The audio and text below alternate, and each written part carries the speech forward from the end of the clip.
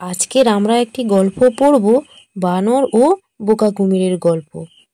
এক ছিল এক চালাক বানর। সে প্রতিদিন নদীর ধারে একটা গাছে বসে মিষ্টি কাঁঠাল কলা খেত। নদীতে থাকতো এক ক্ষুধার্ত কুমির। কুমির বানরকে দেখে ভাবলো, এই বানরটা কত মোটা সোটা, যদি আমি ওকে খেতে পারি তাহলে কত মজা হবে। একদিন কুমির খুব ভদ্রভাবে বলল, বন্ধু বানর, এসো না আমার পিঠে চড়ে নদীটা ঘুরে আসি। তোমাকে আমি এক সুন্দর দ্বীপে নিয়ে যাব। তারপর তারা মাঝ সমুদ্রে পৌঁছে গেল।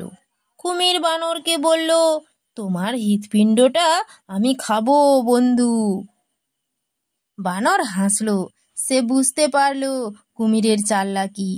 তবু সে বলল, ভালো কথা, আমি তোকে বিশ্বাস করি, কিন্তু একটা জিনিস বল, তুই কি আমাকে খেতে চাইছিস?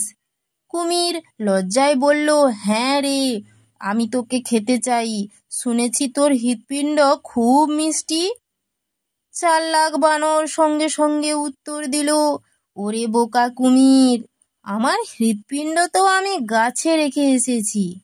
যদি খেতে চাইছিস আমাকে আগে গাছে নিয়ে যা, আমি সেটা এনে দেব। কুমির রাজি হয়ে বানরকে গাছে নিয়ে গেল।